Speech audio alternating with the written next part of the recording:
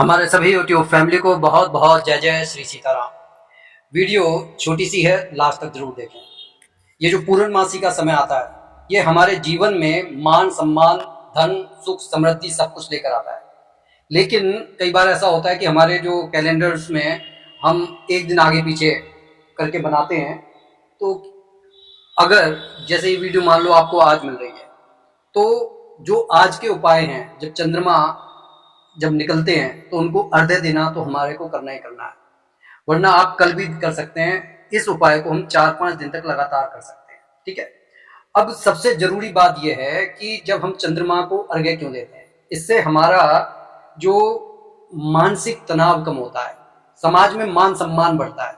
और सबसे जरूरी बात यह है कि अगर जो अर्घ्य दिया जा रहा है उस अर्घ्य में गाय का दूध, गंगा जल, थोड़ा सा चीनी या शक्कर, और अगर ये गिलासी, चांदी की गिलासी में दिया जाए तो ये और भी ज्यादा फलीभूत होता है।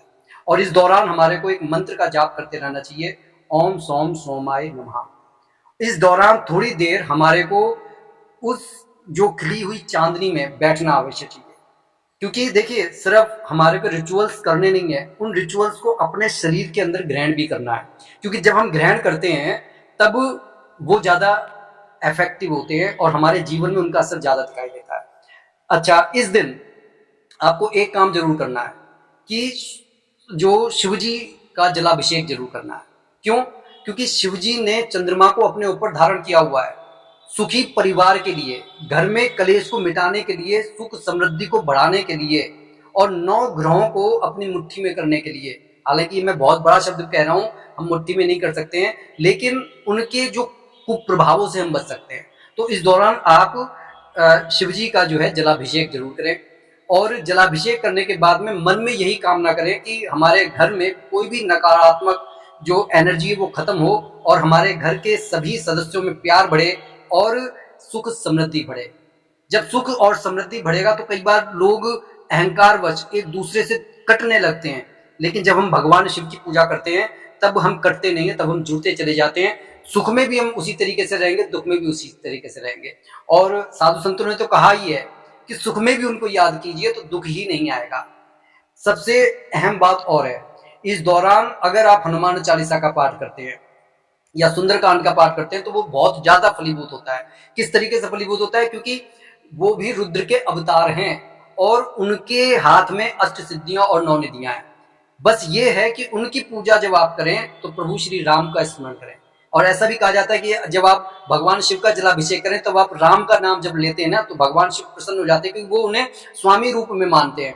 और इसीलिए महाबली हनुमान जी, जो जिनका जन्म ही प्रभु श्री राम की सेवा करने के लिए हुआ है, जब हम उनका भजन करते हैं तो वो सबसे पहले यही अपेक्षा करते हैं कि उनके स्वामी को आदर दिया जाए, उनको सम्मान दिया जाए, तब वह पूरी तरीके से जो है हमारे हर बात को मानने के लिए तैयार हो जाते हैं। बस किसी का अहित आपको नहीं चाहना है, अपनी समृद्धि आप मांगिए, जो आपको चाहिए वो मांगिए, लेकिन किसी का बुरा नहीं मांगना है, ठीक है।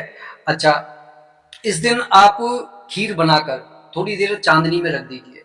अगर पॉसिबल है तो पूरी रात रखा रहे। अगले दिन आप पूरा परिवार इस खीर को जो है प्रसाद के रूप में ग्रहण कर सकते हैं। तो ये छोटी सी वीडियो सिर्फ आपको अवेयर करने के लिए, थोड़ी सी देर तो हो गई है, लेकिन जब भी आपको ये वीडियो मिले आप अपने रिचुअल्स को कर सकते हैं।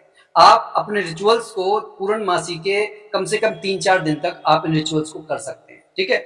और जितना आप आनंदित होकर इन रिचुअल्स को करेंगे ना, उतना जीवन में उत्साह बना रहेगा। तो उस उत्साह को बनाए रखने के लिए अपने बच्चों को भी इसमें शामिल कीजिए। हमारे परिवार के लोगों को मालूम होना चाहिए कि हम इन रिचुअल्स को फॉलो करते हैं।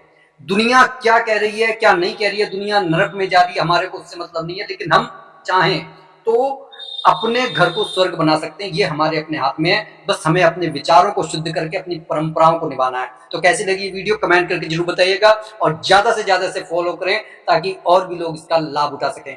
जो भी भाई बंधु बहन हमारे चैनल पर नए हैं, कृपया चैनल को सब्सक्राइब कर लें और कमेंट में इष्ट देव का नाम लिखना ना भूलें। नोटिफिकेशन बेल को ऑन कर लें ताकि समय पर हमारी आने वाली वीडियो आप तक पहुंच सके। बोलिए जय जय श्री सीताराम।